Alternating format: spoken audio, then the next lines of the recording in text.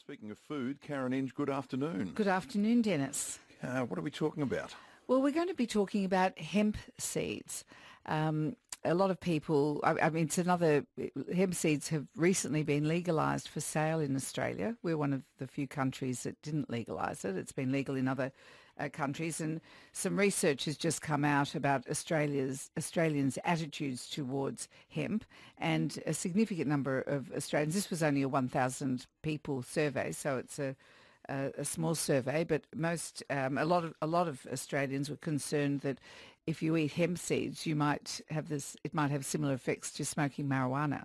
So there are some misconceptions because hemp seeds come from I'm going to try some. a similar plant. We'll see if I'm craving pizza by 1:30. Joining us is the president of the Northern River Hemp Association and owner of Vita Hemp, and his name is Andrew Kavasilas. Andrew, good afternoon. Hi, Dennis. Hi, Karen. Hi, Andrew. Thanks for coming on. We thought that it would be great to hear from you so you could clear up a few of the misconceptions about hemp and you've been growing it for quite a while, haven't you? Yeah, in New South Wales since about 1999, yeah, under different trials and different permits. Has it been, did at any point did you think this is all too hard? Oh, look, I just knew it was going to be a long fight here in Australia. We were the last, as Karen mentioned, we're the last country to actually lift the ban on the consumption of hemp seed food. And what really was the driving force behind it is its superior nutritional benefits and taste. It really is that good for humans. So, although it was quite daunting, it was worth the struggle. And now, we're seeing hemp seed foods on the shelves in Australia, and as this Galaxy survey suggested, it's only something like 6% of Australians were aware that hemp foods have many nutritional benefits. So, our work's cut out, but also, in terms of the market, it's all there for us to educate people and introduce hemp into their diet. Well, I've just had a few of the seeds, and I tell you that I'm just thinking to myself as I'm having them, Karen, that this would be a fantastic thing to have just nearby when you're at work or when you've got a craving for something, because they're very satisfying. They taste great. Yeah, they do taste great, and you work in very well with, yes, you can use them as a sprinkle on top of your cereal or add them to smoothies or use them in baked goods or whatever, but they are just nice as a snack, as a good mixture, because they're a very good source of protein and contain all the essential amino acids. So not as good as animal protein, but, a very good protein source for all of us, but particularly if you are vegan or vegetarian. And the other great thing about nutritional benefit of hemp really is the fatty acid profile. So they're a good source of omega-3s, and they have a good ratio, don't they, Andrew? Yeah, omega-3, 6 and 9 at the optimum ratio for human consumption.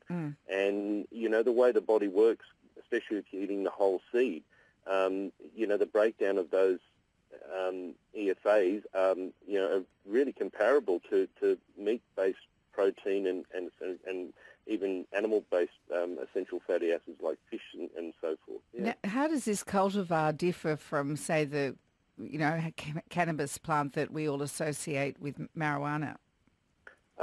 It's low THC, so the active ingredient that they identify as THC, tetrahydrocannabinol delta 9 specifically. This is low THC. This is, right throughout history, this has always been eaten. There was a time in the 30s or 40s, something around that time, that all the allied countries put the ban and called, it was all just marijuana. So, but that was only the allied countries. Most of the world never stopped. And in terms of the reuptake in diet by Western nations, we're the last country to get on board. So, there's a bit of history there. It's clouded in propaganda and so forth.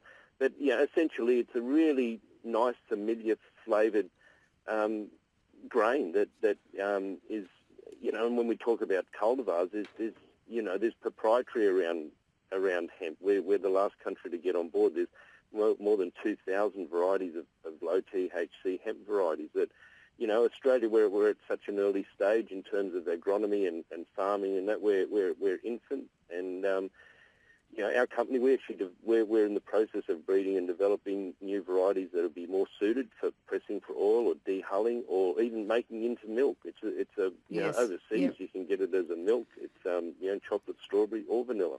Now that the road is clear, Andrew, are there lots of people trying to cut your lunch and get in on board and produce it? Oh yeah, no, there is. Again, what is the stifling thing is getting, finding internationally recognised seed suppliers that can, supply a company like ourselves varieties. We're really lucky. We have one of the only 4 seed banks in the country. So we contract farmers to grow our seed, and we buy the seed back off them. And so that in that respect, it's quite controlled by just proprietary reasons and where we sit internationally on it all. If you think about it, it's just like any other commodity like that. So, production will rapidly increase over the next few years, and people will see it as an ingredient in different products and different, we just, basically anything we put it in, we can call a health food. So whether it's a muesli bar or milk or whatever, anything comparable will, the nutritional profile of a hemp seed product will be greater than your average. Well, we've seen the rise of chia seeds and how that really we grow chia seeds now in Australia, and sort of it seems to be a seed that now everybody's familiar with. Nutritionally, from my analysis, hemp seeds actually have a higher protein content than chia. And what's the fatty acid profile like? It looks pretty similar to me. Would that be about right? Yeah, well, it is. There is some similarities there, but I think chia is, again, a bit like flax. It's a bit high in one particular EFA that, you really, a body can struggle if you're just continually eating that one. I think we'll see the blends of hemp with chia, hemp with acai, hemp with flax. Yep. So being I think included. Yep. So if listeners are looking for your brand in their local supermarket, it's Vita Hemp. VitaHemp, vitahemp.com. Check us out, and we're also pretty big. We have the only Australian-grown hemp seed dehulling plant up in Coolum, and we have down in Victoria a specialised hemp seed oil extraction plant that also then mills the flour and separates the protein from the leftover from what we call the hemp cake. So we're around if you check out. But yeah, vitahemp.com is the best way to shop. But if you see, we just also tell people this is we've got to educate the public right from the start. Really read the labels carefully on all your packaging and make sure it is Australian grown. All imported product, hemp seed product, has to be irradiated. So, it's a bit like if you see something too good to be true, this great nutritional product that's really cheap, just make sure it's Australian grown. You might pay a premium price over the next year or so, but as production ramps up, people will, prices will come down, and you'll see it in a lot more products on a lot more shelves. Andrew, thank you so much for a few minutes today. Andrew Kavasilas, President of the Northern River Hemp Association, vitahemp.com.